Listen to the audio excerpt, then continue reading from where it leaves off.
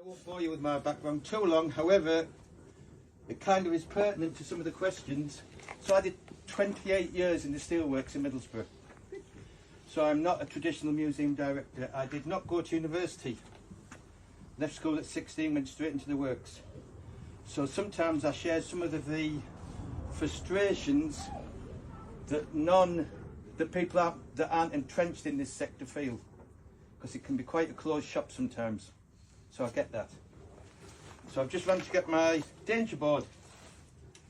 So that's we had to put that on. If I was driving a crane or moving some stuff, we'd put that danger board on so nobody else could operate in that area, otherwise I would get squashed. So these came about after a couple of people were killed. But that reminds me of who I am and keeps me grounded. I keep that in my bag all the time. And the reason why I got involved in museums, I had no intention of getting involved in museums. I felt my heritage wasn't being celebrated or connected to by any museum in my area. The story of steelworkers. So a few of us off our shift got together. We called ourselves Iron Ore, AWE. and we went into schools, old folks' homes, did reminisce sessions, all that kind of stuff. We managed to get some money to make some community films.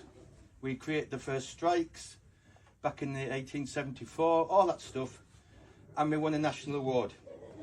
We went to London to get the award off the then Minister for Arts, Estelle Morris, and Lloyd Grossman.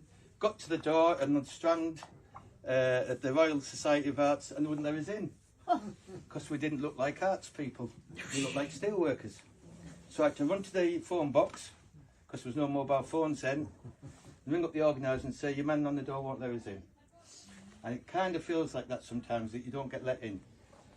They did let us in, we took our award, all the rest of it. I got home and I was 6 till 1 the next morning, did my shift, came home, message on the answer phone, we had answer phones in them days, from the North York National Park, asking me if I'd like to apply for the director's job of Rydale Folk Museum, which is a museum in the North York Moors. I thought, so I applied and I got the job. I then had the big decision whether to leave work or not. My plant is still working. The bee mill and Teesside is still working. The grandkids of the lads I work with are now working there, which is brilliant. So I had a big decision there, and I left and I went to work as director at Rydale Folk Museum, went as director at Beads World, went to the National Coal Mining Museum for England as interim director, because there was a bit of corruption there. They needed an honest person in there for 18 months. And then, because I decided at that point I've had enough of bloody museums, I was going to take some time out. This job came up. I've been up to Kenmore on holiday with the kids when they were little, so I thought I'm going to go there for maybe 6 or 7 months, get some fresh air, do my stuff, and then go and do something else. Did me 6 or 7 months, got a job in community transport in the Borders, which I was interested in working in. Took that job. However, the trustees here asked me to stay on, which I did, blah, blah, blah, blah, blah, blah, blah. I was determined to go at the end of 2019. COVID came. And I said, once we got through COVID and was sorted, because we didn't let anybody go, I'll leave then. Then we had a fire. Now we've rebuilt the museum. So hopefully at some point I'll be able to go and stay at home and not stay in digs. So that's my background. And I've bored you with that simply just that I understand sometimes that this sector can feel closed and it can feel a bit of a club, which it can be. It certainly does. So I'm just quickly go through the history of what we've done here, and then we'll link back to some of the questions. So back into 2017, 2018 when I started, we had 4 staff. By 2019 we had 12. We now have 35 staff. Our wage bill is £1.2 million. Ouch. When I started we had a debt of about 150 grand. Black hole. We still have that hole, 150 grand. We don't know if we can pay the wages end of this month. We don't know if we can pay the wages end of this month. We carried that 150 grand black crow on our shoulders all the way through this process. So our wage bill around that time was about 150 grand, 1.2 million now. 2019, the collection that you saw in the museum there was in a shed on this land that was falling to bits. Quite a lot of the collection we've lost because it just went to dust and eaten by mice and such. So it was covered in bird shit. When we went in, we had to put white suits on and masks and everything. It was horrendous. So we got the collection out, and I put an application in for community asset transfer to buy this site. So this site, we always were going to move. So even after, I'll keep going, and then a little figure. 2020, we got the result on the community asset transfer request, so we got this land from Scottish Government for £1, which was great. My advisor from Perth and Kinross Council told me I'd have to spend about 70 grand to buy it. Scottish Government gives it for £1. And we also became an SQA centre, which means we can train our own apprentices. And we deliver a number of courses now, and then we've had great support from Marcus at MGS. 2021, we had a fire. Anybody that says that was a good thing and that all this wouldn't have happened without the fire, honestly, I'd rather we hadn't had the fire. It was horrendous. And even when I talk about it now, I fill up a little bit, so I won't talk about it too much. But what we did at the end of that year, and at the end of 2021, we'd managed to get the Deputy First Minister, John Swinney, now First Minister, and the Minister for Culture, Jenny Gilruth, to come on site. They said they would come for half an hour, and I'd had tip-off from MGS, from Lucy, that we would be getting £750,000. That £750,000 would be for consultants and to help keep us going. I did not want £750,000. We already knew what we wanted to build. We didn't need the consultants. We wanted 2.3 million to get cracking and start building. So at the end of it, when they came, I only spoke to them twice. When they came, I said, "Do you need a wee?" They went for a wee. And at the end of it, I said, "Will you give us 2.3 million?" In the meantime, they had spent 3 hours on site. They met head teachers, they met the refugees, Women's Aid Perth, Perth Autism Support, blah. They met, there was nowhere for them to go. They could not get out of that space without people telling them with a passion of the work that had gone on there since 2017 onwards. And that was a transformational period. If we hadn't have done that work and made those connections before the fire, it would have been a different story. So at the end I said, "Will you give us 2.3 million? And Jenny Gilruth said, "No, we can't just give you 2.3 million. That's John Swinney." So I said, "John, will you give us 2.3 million? Of course he said no as well. So Izzy, who's in today, was then one of our apprentices who can sing.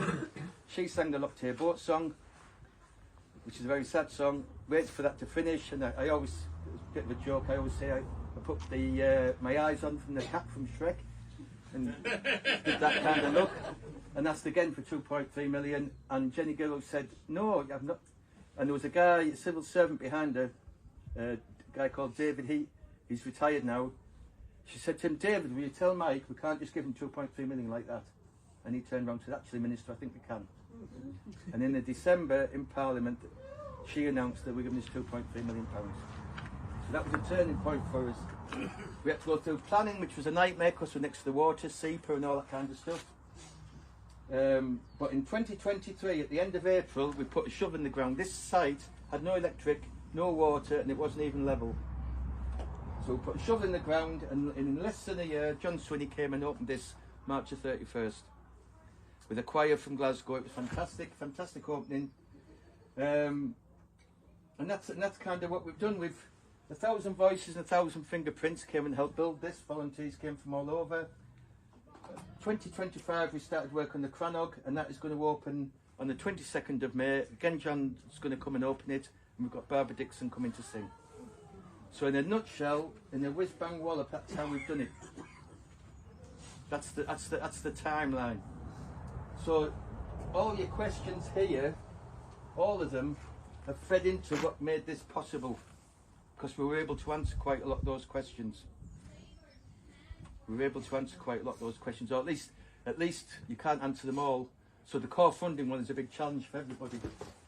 And I started to put together a presentation, and then I thought there's nothing more boring than a presentation. But I have done some drawings, which I am very skilled at, as you can see. So on the people, which is, this thing is for people here, which a lot of your questions are on there. So this is kind of a model that we kind of go by here. So from a people point of view, the abundance of people that have the expertise and the passion for whatever your heritage site is about are always on the outside. They're always on the outside. There's always more people know about your stuff than you do. And so it's about your walls of your organisation are only there to hold the roof up. You've got to be incredibly porous. A lot of ideas coming and going. You've got to be totally open to being shifted and kicked and bullied and told that you can do it differently by the people from the outside. So this is a dance that continues back and forth. Trustees are incredibly important. Is there any trustees in the room? Yeah, incredibly important role that you have to support and make things happen. And take risks and have your people's back. If you don't take risks, you won't be getting anywhere. So we have a diverse workforce here. So you want people that come to the museum, and these were Marcus's words, not mine at the time. People that come here can see people like themselves. So people from this community and from further afield will come and see people like themselves working here, straight from school. 16, 17 people that didn't even finish school can come here and get a qualification and work. And you'll see a number of the... George is not in today. She's part of the senior leadership team. Izzy's in. Toby's in. That's the first cohort. There's apprentices all the way through from 2020 onwards. And we have dispersed decision making. DDM is dispersed decision making. I do not want to know what's going on during the day. I have no idea. It's chaos. Absolutely chaos. People are free to develop and make their own things happen. So that freedom of thought is very important in your modelling. This atom here just shows it's about leadership, really. So the person in charge at this point here could easily be on the outside, and the next day, as different things happen during the day, as an event, do we need curatorial support, whatever. So that dance of leadership happens all the time. And to answer again some of your questions here, I've drawn this is supposed to be a river. This is supposed to be a river. So when you're setting off to try and get things done, you'll know where you want to get to. But sometimes there's blockages in the way, and there's no way you're going to get through them. So just go around the side. Go and find another way around them, because you'll spend half your time talking to a certain funder, or to a certain politician, or to a certain influencer, or a neighbour, or whatever it is, and it'll kill you in the end. It'll bog you down. Just go to the side of it and find somebody that will make it happen for you. So that river can take, sometimes it feels like it takes you forever, but just don't get bogged down in nonsense. So if you find a particular funder difficult, you don't go back to him. You don't go back, you find one that wants to back what you want to do. On the other hand, you get love at first sight, and that river there just whooshes straight down, and it's fab. So I found that with MGS, to a point. And the point is that I actually applied for a job at MGS, I didn't get it. Yeah. That's your loss. Yeah.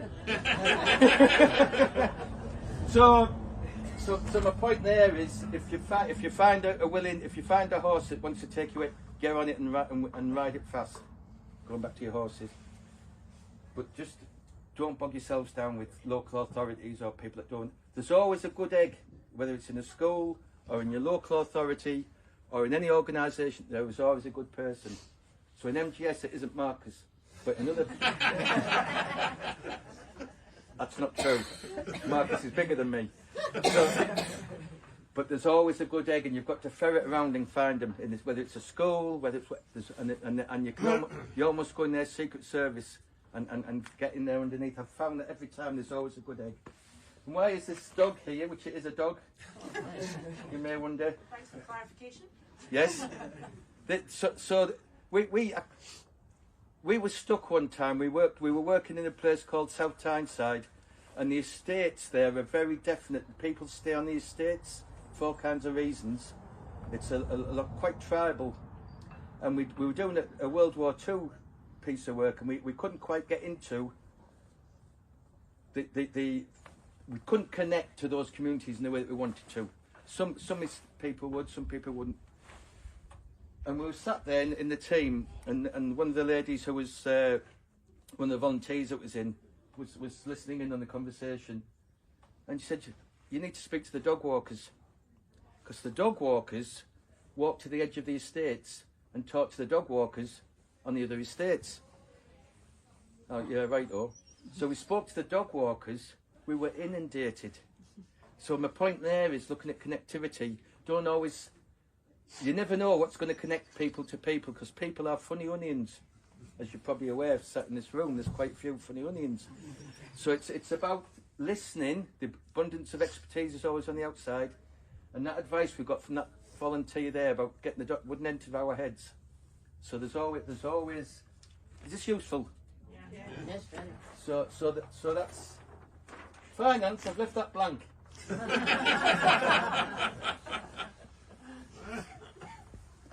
Left finance blank.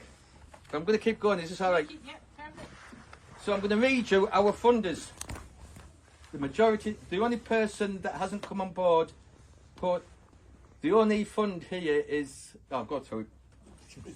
So we've got the Pilgrim Trust, Basil Death, Binks, the Lottery, Creative Scotland, Dunnard, Fife Environment, Forestry Land Services, Gannicky, Garfield Western, Goldsmiths, Headley, Hess, LT Funding, so that's a waste funders. Matthew Trust, MGS, Esme Fairburn, the Mushroom Trust, they are fun guys. Sorry. The National Lottery Community Fund, Northwood, Perth and Kinross, 1, 2, 3, 4 different funding pots from Perth and Kinross.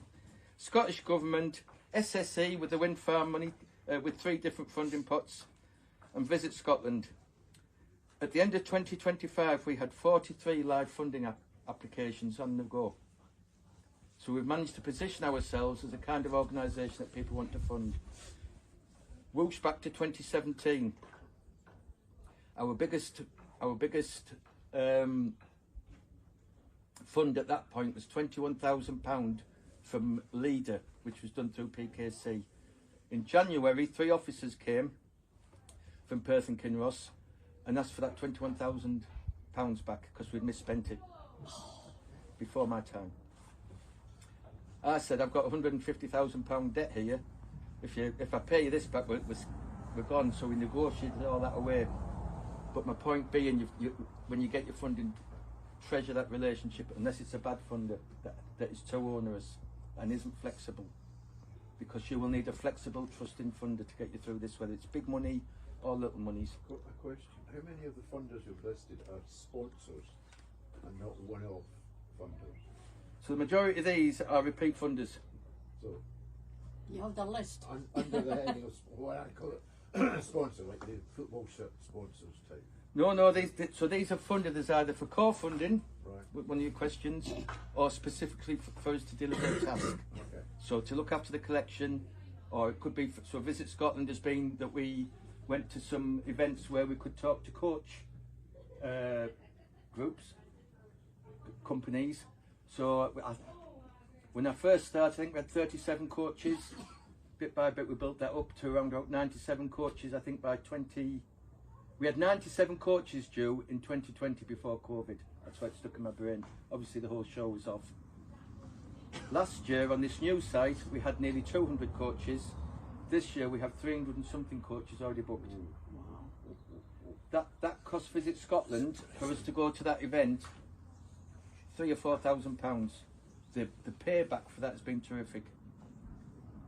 So it's about working with, so even Visit Scotland, who work with great big whopper chopper organisations, they are very good at working with small organisations as well. You've typically just got to get the right good egg that you can work with. So one of the examples there is with Visit Scotland, we asked them if they wanted to come and have an away day to help build the Iron Age village. So they all came and helped build the Iron Age village. Now we can pick the phone up and say, can you give us a bit of a push on here or a bit of push there, and it works because we built that relationship. So it's all about connectivity all the time and be really smart in how you think you might connect. We do not have a fundraiser. Yeah, Steve is Visit Scotland because we're like getting travel trade ready now. So Yeah. we're doing that. So there's no funding for we're too little, to go to the big thing. But they said there's something in Glasgow, so it's a way to speak to coaches. So we're going to Glasgow. Are you? We're starting on that journey with them, so we've got it on our website. Yeah. We've got our product sheet, and is that how you would say to that's the relationship I've started building now? So you're on the right track. Yeah. So stay on that path. So you're on the straight river there. It's love at first sight.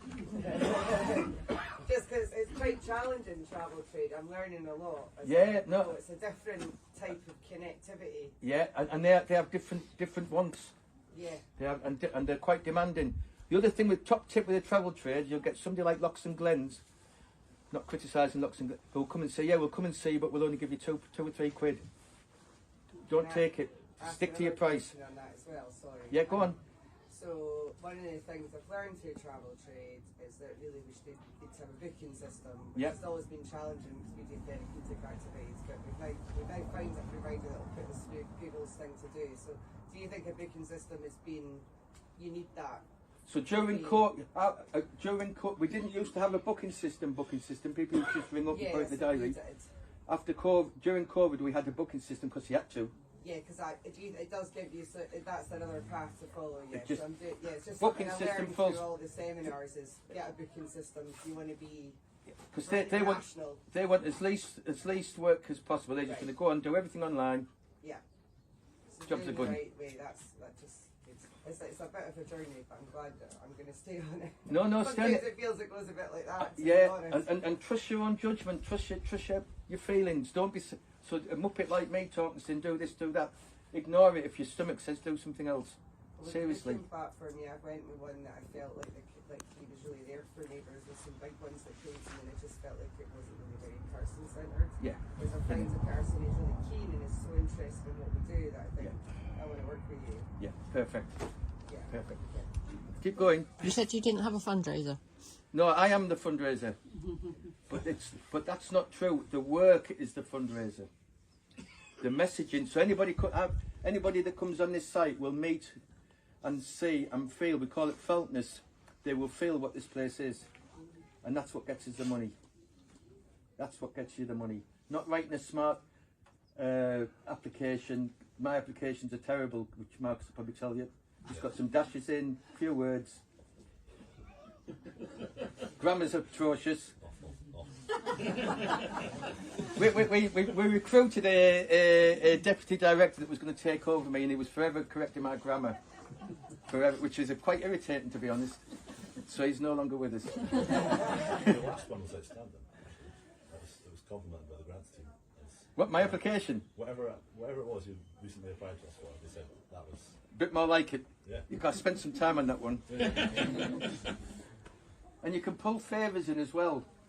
So if you get a good relationship with the funder, you can actually send them the application and say this isn't the application, this is a draft, and they will give you some tips how to get that through. So I think one of the things about funders is they want to be seen to be successful as well as you receiving the grant. Because the last thing they want to be doing is 5 years down the line, so we gave them £150,000. Look, 2 years down the line they've packed in. but that is changing, because people know now, even if you give people funding, it can still fail. People are taking more risks now. So I'm on the board of the National Heritage Lottery Fund for my sins and MGS.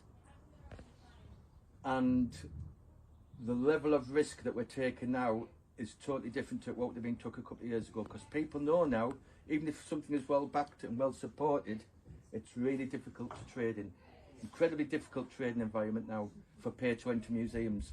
And for free to enter museums, they're locked in the other way. They can't make their own money. They're relying on, those folks are relying on local authority who are getting clattered left, right and centre. Political winds blowing different ways, so they haven't got the freedom to make their own monies either. So both of those models aren't working in my view. We need to fathom out a completely different way of working, where the free museums are some sort of charging, and then the reliance on a place like this to be. So next year we'll be charging £16.50 for an adult to come on this site. It's a lot of money. It's a lot of money for mum, dad and the kids to get in the car, drive up from Edinburgh, fish and chips on the way home. £100 by the time you're done. It's a lot of money. So we've got to be brilliant. What are your visitor numbers? Our visitor numbers here last year, round about, give or take, 37,000. And So- so all year open. We only close in January. We only close in January. We used to be seasonal. We used to open for Easter and close at the end of October. We're now open all year round. That's made a difference. Not really. No. The people still come in the pick, but what we've tried to do is create jobs that are. We can't ask people to come and move into this area if it's only seasonal, because that's one of your questions. How do you attract? How do you attract folks? same with volunteers, they want to come and contribute to something that's ongoing. On the other hand, the benefit we've had with volunteers on this build is people just want to come and do the build and then leave it. So there's a balance there as well. Do you want me to keep going? Just talk a little bit about the volunteers. There's a lot of people asked about volunteers, how you built. So when you first started over there, 2017, you had very few volunteers, no friends, no money, few visitors. no friends. Yeah, that's what you said. No friends at all. Honestly, I'm going to answer that question in a minute, but I'm just going to go. So when I first got this job, I was very lucky. There was a guy called Alex Hale who works for Hess, who I'd spent a year working with him on a research project down it was UK wide, but and I said, I've got this job in Scotland, Alex, what do I do? And he said, you need to spend a month walking around Edinburgh talking to X, Y, Z. So, which I did. So when I first got this job, I said, I'm off. I'm going to be talking to... Is that my phone? No, it's mine. Okay. So my point there was that I went round and introduced ourselves and got to really know how things worked and who was who. So that's that. Luke Skywalker from Star Wars has a lightsaber. I too have a weapon. I am going to introduce you to my weapon.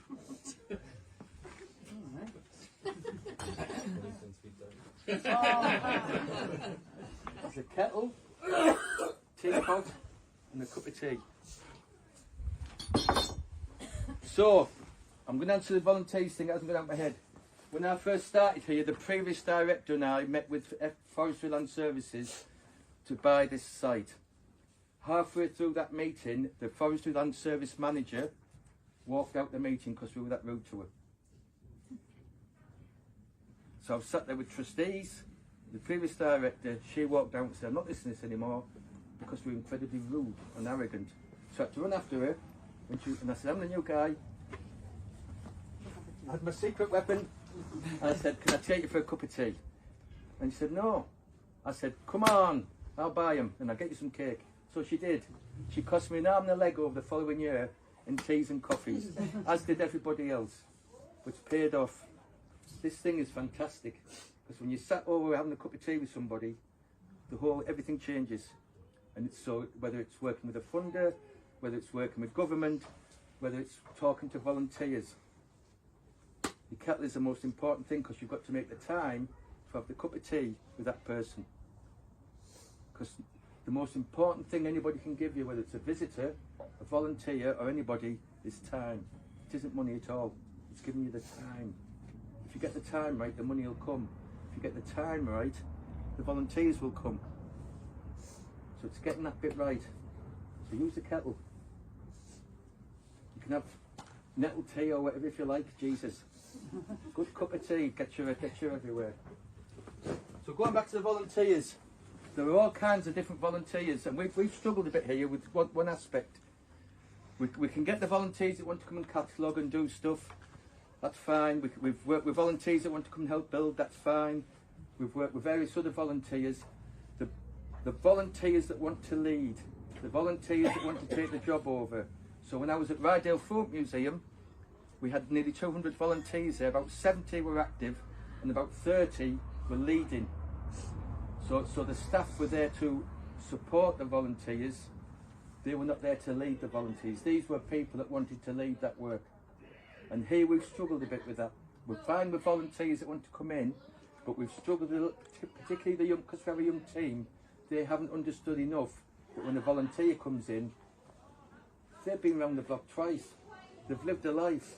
They've got everything at their fingertips. Maybe not an expert on archaeology, but they can make the world around them work. They've got those life skills. And so some of our younger members of staff have struggled a little bit when the volunteers have come and said, I want to lead this. So we've got over that, but that was something I didn't expect. That's good learning for me, because in the past we've always managed to unleash. When I was in South Tyneside, we had a group called the Nanas, 30 odd ladies of a certain ilk from the estates. They were fierce. If the apprentices came in there late, I didn't have to say anything. The Nanas would have them in. They were ferocious, and we did an awful lot of work with offenders there, and the offenders used to call the nanas by Mrs. So-and-so, Mrs. So-and-so, because they knew them. They knew them. So I think it's so there's different kinds of volunteers, so you need different strategies and different tactics for each volunteer. But if you want to be, and the other issue I think nowadays as well with volunteering is right across the patch, the capacity of volunteers has reached the limit, and there's quite a lot of burnout now in volunteers, particularly after COVID, where everybody was working flat out to try and secure communities and everything. There's a lot of people that thought, sod it, we're just totally burnt out. I want my life back. So there is that as well. We're swimming against that tide. But volunteers bring you. They're there because they want to be there. They're not there to come and earn their monies. Although I'd like to think most of the people we employ here want to be here. Apart from myself, I'm looking for a job down in the borders. If you've got anything going, I'm your man. Yeah, just give me a ring. I'll be there on Monday. I'll put my tie on. So that's yeah. I can't keep doing this forever because I stay in digs when I'm up here. It's not so good. What am I talking about next? I think we can round it up because we're going to go out for a wee walk. Connections. Want to do connections for 2 minutes? Yeah, go. Yes, please. Do. Go for it. I don't know if it's blank. Because I start to do this. Marketing. Ever so quickly, I've put advocacy in there as well. So it's really, I know that's with connections. What's advocacy? So that's getting people on your side. So whether it's John Swinney John Swinney was here 2-3 weeks ago. He comes for 2 hours. He's a regular visitor, and we go and see him maybe 2 or 3 times a year as well. It's not many times you can get the First Minister as one of your advocates. He's helping to make things happen. But it's the same thing as the dog walkers. They believe in what you want it to do. The dog walkers will get your message out as well. Advocacy is really important. Fish and chips. Why have I written fish and chips? I'd gone to pick a funder up from London. I was at another museum and I picked her up from York Station. I was bringing it to the museum and she said, Mike, I'm starving. So I said, right, I'll get you a sandwich. We're walking past the fish and chip shop and the lady in the fish and chip shop's daughter works at Rydale Folk Museum.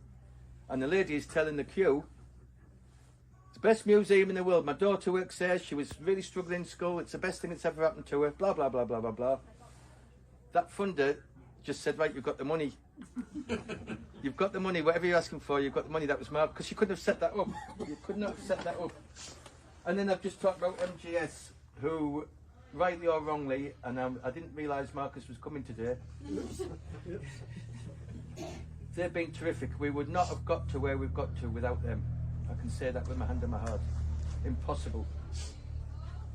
Impossible to have got where we've got to without that organisation. If I was in England with the Arts Council, we would not have got where we've got to. They've been giants. And same with the council in the end. We're very slow burners. We had to go around a few on the river, but we finally got them tucked in as well. And then I'm going to let you have a walk about now, I think. Yeah, that's blank. Any questions for now? And I know I've gone around the houses and twittered on. I'm bad at that. Just when the lady asked about funders, and then we got waylaid with somebody else or the arts lot, who actually does give you continual core funding? Who gives us the core funding? Yeah. At the moment, we get core funding from.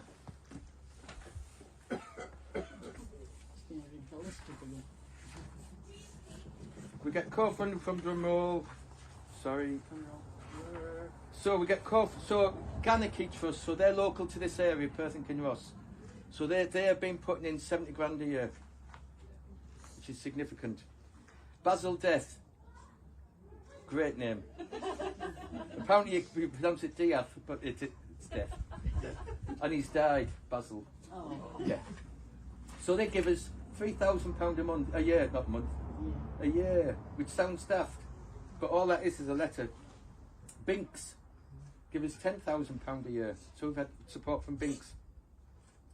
Now Binks is interesting because you never know who's coming through your doors.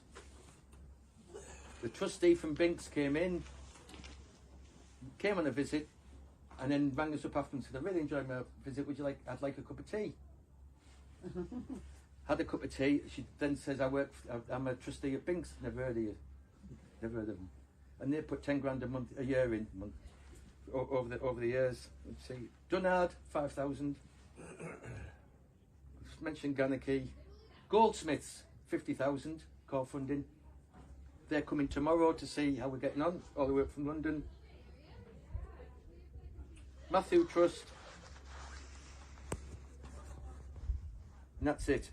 The rest of them are all project based. But at least it gives us that bit of stability.